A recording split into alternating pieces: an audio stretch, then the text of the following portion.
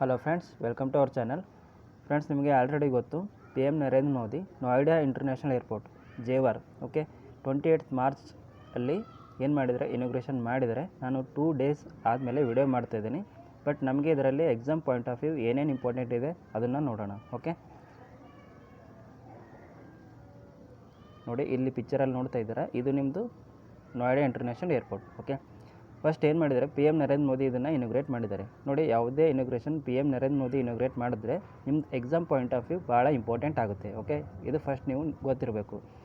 ನೋಡಿ, ಇದು ಅಲ್ಲಿ ನಿಮಗೂ ಫೇಸ್ 1. Okay, phase important. ಯಾವ ಫೇಸ್ ಇನಾಗ್ರೇಷನ್ ಮಾಡಿದರೆ ಫಸ್ಟ್ ಫೇಸ್. ಓಕೆ, ಇದು ಏನು ಮಾಡ್ತಾಯಿದ್ದಾರೆ first phase. Okay, next important ಏನಂದರೆ ನಿಮಗೆ ಯು ಪಿ ಎಲ್ ಆಗಿದೆ. ಬಟ್ ಯು ಪಿದು ನಿಮಗೆ ಚೀಫ್ ಮಿನಿಸ್ಟರ್ ಗೊತ್ತಿರಬೇಕು, ಯಾರಿದ್ದಾರೆ? Yogi Adityanath. Okay, next U P governor ಯಾರು? Anandiben Patel. Okay, next important ಏನಂದರೆ ನಿಮ್ಮದು aviation ministry. Okay, aviation ministry ಯಾರಿದ್ದಾರೆ? ರಾಮ್ ಮೋಹನ್ ನಾಯ್ಡು. ಓಕೆ, ರಾಮ್ ಮೋಹನ್ ನಾಯ್ಡು ಯಾರು? ನಿಮ್ಮದು ಏವಿಯೇಷನ್ ಮಿನಿಸ್ಟ್ರು.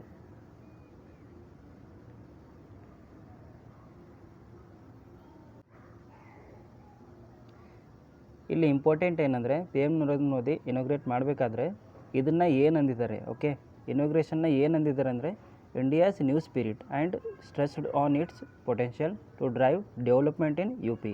ಅಂದರೆ ಇನಾಗ್ರೇಷನ್ ಮಾಡಬೇಕಾದ್ರೆ ಅವ್ರು ವರ್ಡ್ ಏನು ಯೂಸ್ ಮಾಡಿದ್ದಾರೆ? Symbol India's new spirit. ಇದು ನಿಮಗೆ ಭಾಳ ಇಂಪಾರ್ಟೆಂಟ್ ಆಗುತ್ತೆ, India's new spirit.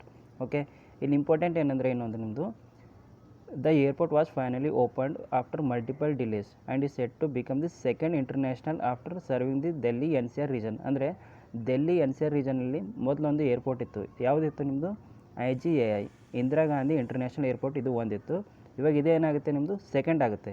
Okay, Jewar international airport ಏನು ಈ ರೀಜನಲ್ಲಿ ನಿಮ್ಮದು second international airport. Okay, next ನೋಡಿ, ಇವಾಗ ಸ್ಪೆಸಿಫಿಕ್ ಆಗಿ ಕೇಳಿದ್ರೆ ನಿಮಗೆ ಇಲ್ಲಿ ನೋಡಿ location Jewar Gautam Buddha Nagar. Okay, in case Nagar ಕೇಳಿದ್ರೆ Gautam Buddha Nagar, very important U P. Next cost. Okay, ಎಷ್ಟು ಕಾಸ್ಟ್ ಇದಕ್ಕೆ ಆಗಿದೆ ಓಕೆ ರೆಡಿ ಮಾಡೋಕ್ಕೆ? First phase. ಓಕೆ, ಫಸ್ಟ್ ಫೇಸ್ಗೆ ನಮಗೆ almost nearly 11,200 crore. Okay, cost ನಿಮ್ಮ exam point of view very important, ಎಕ್ಸಾಮಲ್ಲಿ ಕೇಳ್ಬೋದು. 11,200 crore. ಮತ್ತು ನೆಕ್ಸ್ಟ್ ಡೆವಲಪರ್ ಯಾರು ಡೆವಲಪ್ ಮಾಡಿದ್ದಾರೆ ಇದನ್ನು ಕೇಳ್ಬೋದು. ಓಕೆ, ಡೆವಲಪರ್ ಯಾರು? ನಿಮ್ಮದು Yamuna international airport private limited. Okay, Yamuna international airport private limited developer.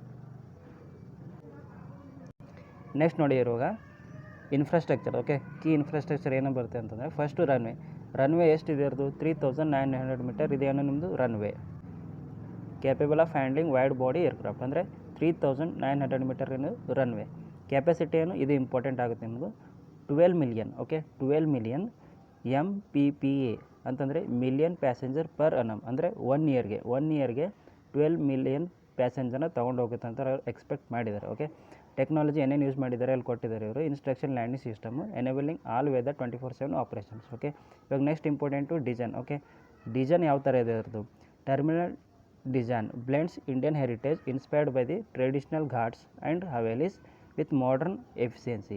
Okay, next ಏನು ಬರುತ್ತೆ? Cargo hub. Okay, cargo hub ಅಂತಂದರೆ ನಿಮ್ಮದು ship related. Okay, ship transportation ಏನಂತೆ ಕಾರ್ಗೋ ಹಬ್ ಅಂತೀವಿ. ಅಲ್ಲಿ ಎಷ್ಟಿದೆ ನಿಯರ್ ನಿಮ್ಮದು 2.5 lakh ಮೆಟ್ರಿಕ್ ಟನ್ಸ್. ಓಕೆ, ಇದೇನು ಎನ್ಯುವಲಿ. ಓಕೆ,